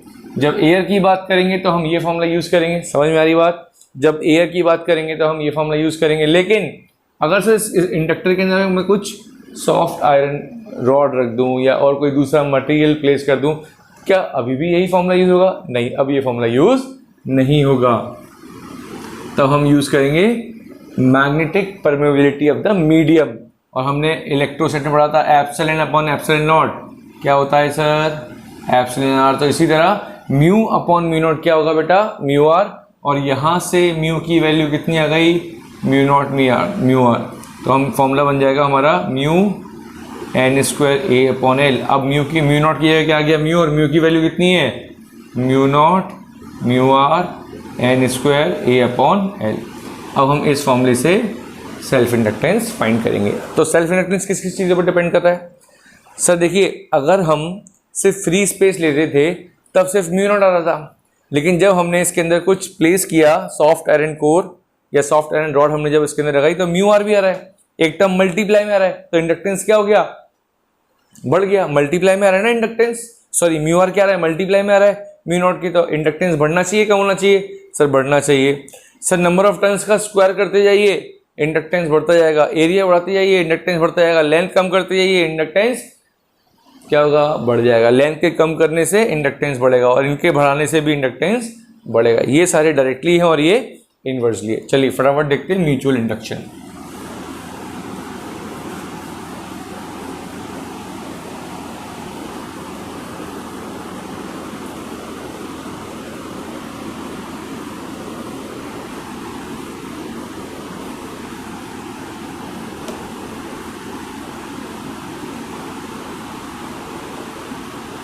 ओके, अब हम बात करते हैं बेटा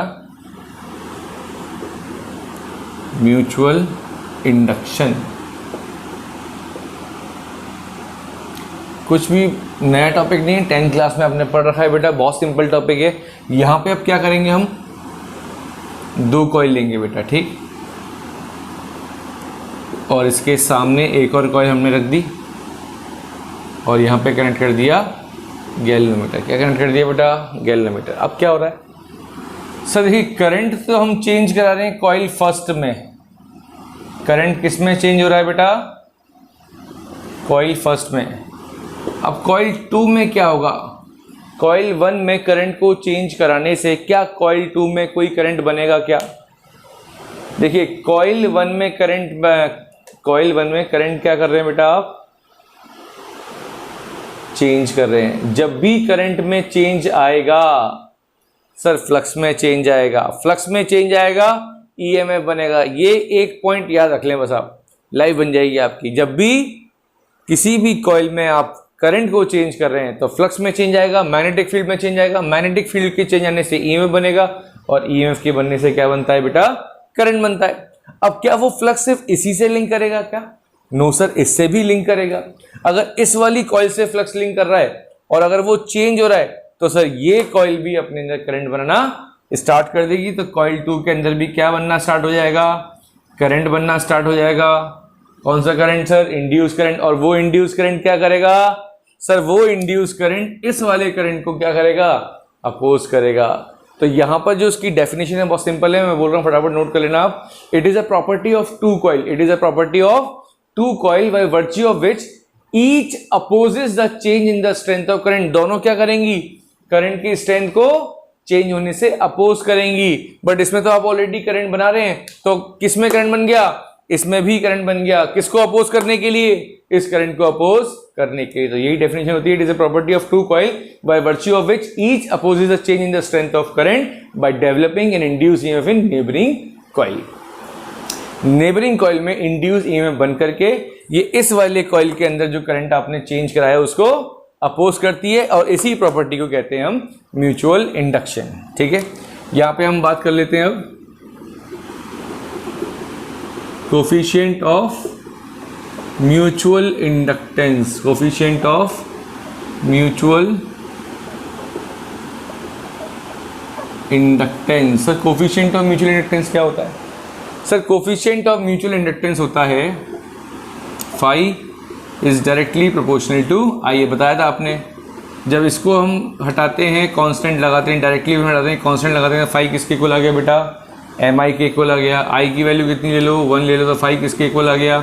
एम के इक्वल, तो एम किसके इक्वल आ गया? फाई के इक्वल। तो coefficient of mutual inductance is numerically equal to magnetic flux when the current flow in this coil is 1 ampere. अगर मैं करंट की वैल्यू कितनी ले लेता हूँ? 1 एम्पेयर ले लेता हूँ, तो म्यूचुअल इंडक्टेंस किसके इक्वल?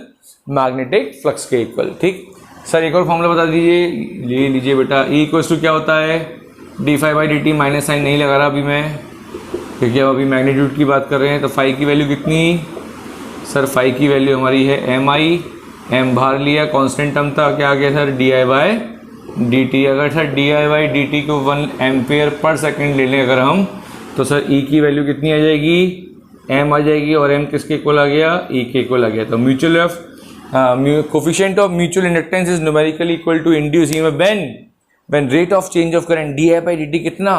1 ampere per second. तब D I by D T की वैल्यू 1 एम्पेयर पर सेकेंड होगी, तब हमारा म्यूचुअल इंडक्टेंस किसके इक्वल? ईएमएफ के इक्वल। बोलो बात समझ में आ रही है? यस सर समझ में आ रही है, वेरी गुड, बहुत अच्छे समझ में आ रहा है। कोई दिक्कत, कोई डाउट? कोई भी डाउट हो कमेंट बताइए, कमेंट करके बताइएगा, उसको हम रिजॉल्व करेंगे। हाथों हाथ पढ़ते ही आपका जो डाउट है वो क्या होगा बेटा? रिजॉल्व होगा। क्लियर? समझ में आ रही है बात? चलो सर, इतनी बात समझ में आ गई। इसकी यूनिट सर, म्यूचुअल इंडक्टेंस की यूनिट भी हेनरी होती है। म्यूचुअल इंडक्टेंस की यूनिट भी क्या होती है बेटा? हेनरी होती है। समझ में आ रही बात? म्यूचुअल इंडक्टेंस की यूनिट भी हेनरी होती है।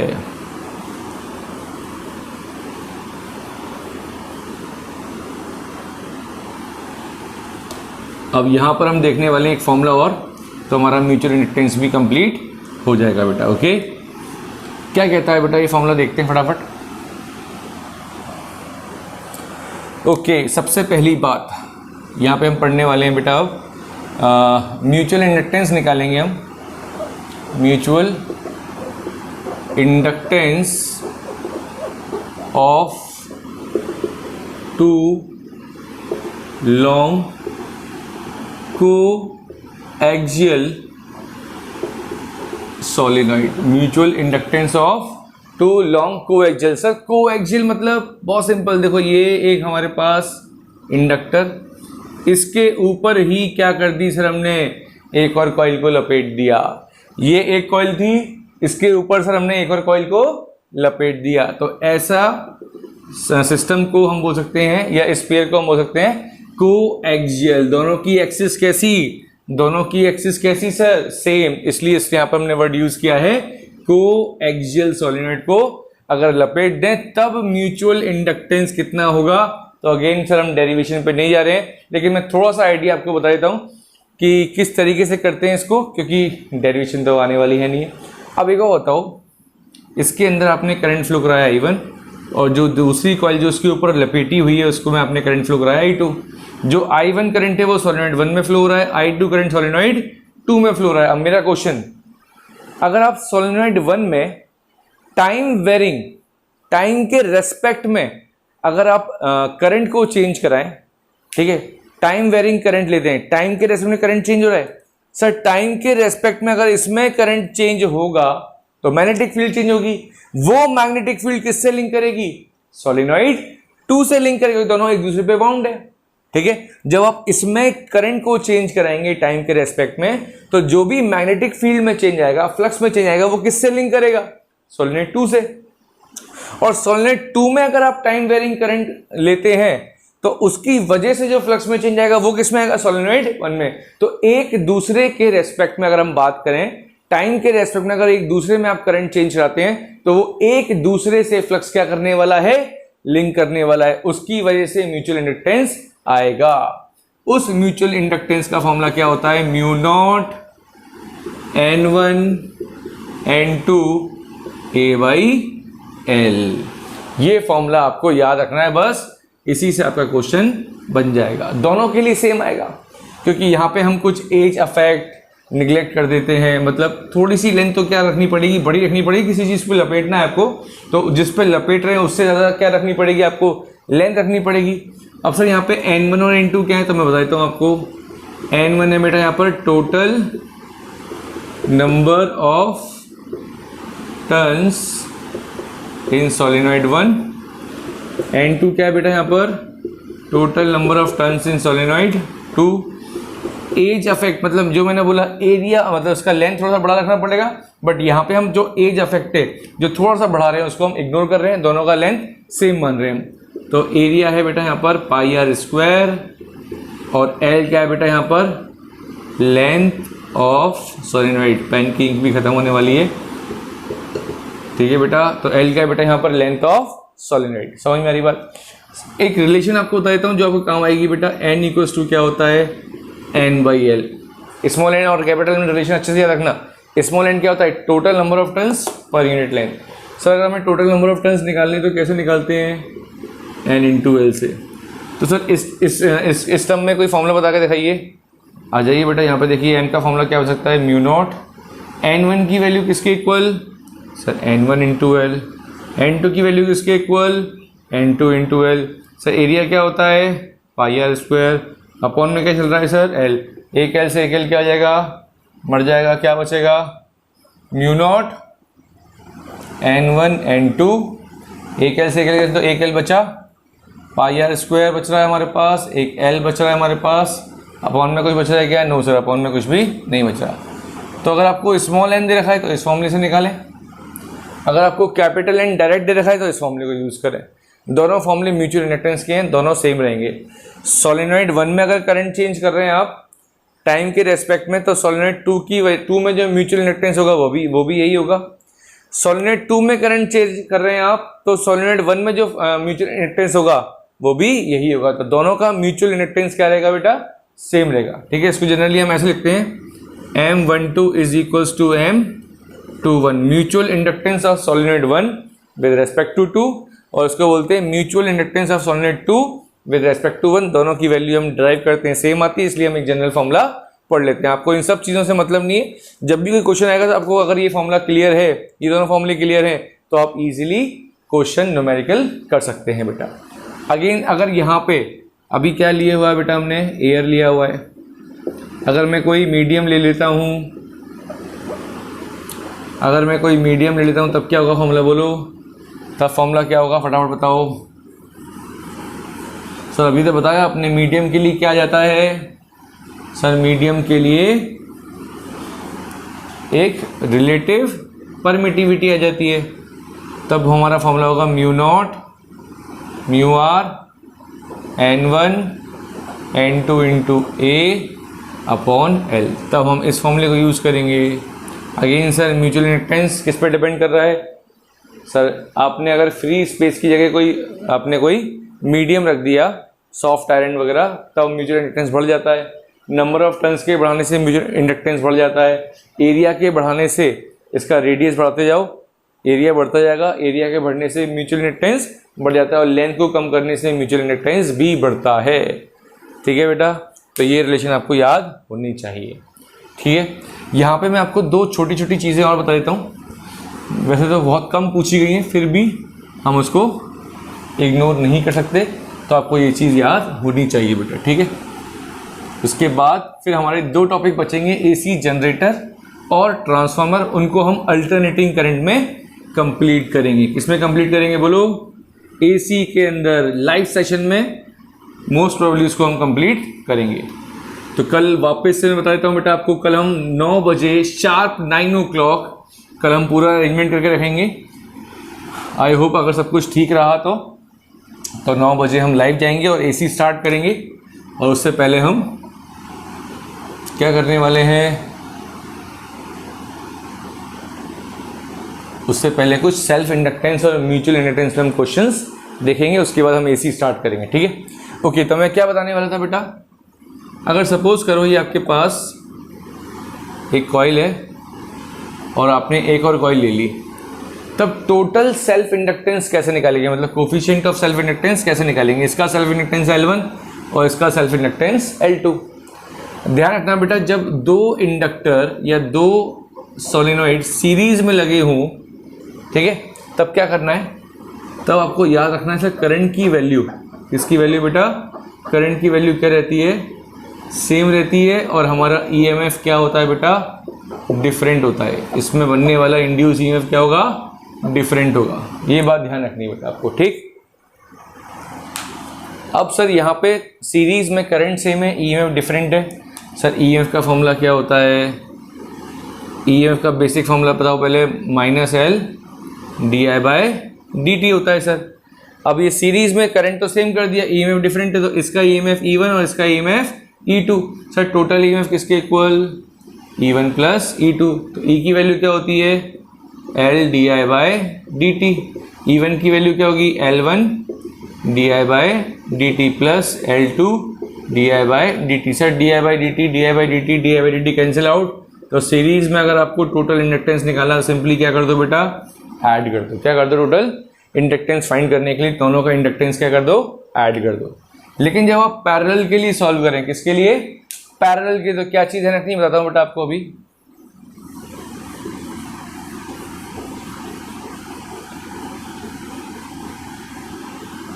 ओके, फटाफट देखते हैं, टाइम हो चुका है कितना, ओके 12:05 हो चुके हैं बेटा, अभी रात के 12 बज रहे हैं अभी। ओके, तो फटाफट देखते हैं हम, अगर दो इंडक्टर किस में लगे हों बेटा, पैरेलल में लगे हों, किस तरह से लगा सकते हैं पैरेलल में। सर ये एक इंडक्टर, ये एक इंडक्टर, इस कॉम्बिनेशन को क्या बोलेंगे बेटा हम, पैरेलल कॉम्बिनेशन। क्या बोलने वाले हैं, पैरेलल कॉम्बिनेशन बोलने वाले। पैरेलल में सर क्या चीज़ सेम होगी, सर पैरेलल में ईएमएफ सेम होगा। क्या सेम होगा बेटा, ईएमएफ सेम होगा। सर क्या चीज़ डिफरेंट होगी, करंट डिफरेंट होगा। ध्यान रखने वाली बात, क्या करंट डिफरेंट, करंट डिफरेंट होगा। अब सर टोटल करंट कैसे निकालते हैं, I = I1 प्लस I2 निकालते हैं, ऐसे निकालते हैं सर। सर E = क्या होता है, माइनस साइन रहने दीजिए, अभी मैग्नीट्यूड की बात कर रहे हैं, तो E = L di/dt। तो यहाँ से di की वैल्यू आ जाएगी E dt/L। तो टोटल करंट निकालने के लिए क्या फॉर्मूला यूज़ करेंगे, E dt/L। यहाँ पे क्या यूज़ करेंगे, E dt/L1। यहाँ पे क्या यूज़ करेंगे, E dt/L2। अगर कोई तीसरा होता तो क्या बोलते, E dt/L3। सर यहाँ पे E क्यों लिख रहे हैं, क्योंकि बताया मैंने आपको ईएमएफ हर इंडक्टर के क्रॉस क्या चलेगा, सेम चलेगा बेटा। तो dt/E क्या जाएगा, कैंसिल आउट, क्या मिला आपको, 1/L1 plus 1/L2 plus 1/L3 dash 1/Ln। Sir ये कुछ फॉर्मूले जाने पहचाने लग रहे हैं। यस बेटा, combination of register. Combination of register में क्या रहता है बेटा, सीरीज में R1 plus R2 plus R3। इसी तरह इंडक्टर को अगर सीरीज में जोड़ दिया जाए तो टोटल इंडक्टेंस निकालने के लिए L1 plus L2 plus L3, और अगर पैरेलल में जोड़ दिया जाए तब क्या करना है आपको, 1/L1 प्लस 1/L2 रेसिप्रोकल करके ऐड करना है। कैसा, रेसिप्रोकल करके आपको ऐड करना है। तो ये बेसिकली ये टॉपिक थे। यहाँ पर हमने क्या क्या देखा, हमने EMI के जितने भी टॉपिक थे कंप्लीट हो गए। 2 टॉपिक बेसिकली उसको हम अल्टरनेटिंग करंट में कवर कर सकते हैं। इसका नाम क्या बताया, AC जनरेटर एंड ट्रांसफार्मर। कल लाइव सेशन में हम मिलते हैं यहाँ पर बेटा आपको AC का अल्टरनेटिंग करंट के साथ में। और यहाँ पर सबसे पहले कुछ क्वेश्चंस देखेंगे हम म्यूचुअल इंडक्टेंस पे बेस्ड और सेल्फ इंडक्टेंस पे बेस्ड। उसके बाद हम सीधा स्टार्ट करेंगे AC टू द पॉइंट बात करेंगे, इंपॉर्टेंट पॉइंट्स की बात करेंगे जो आपके बोर्ड पॉइंट ऑफ व्यू में काफ़ी हेल्पफुल होंगे। तो don't miss the live session of alternating current. Thank you बेटा, पढ़ते रहिए, गॉड ब्लेस यू।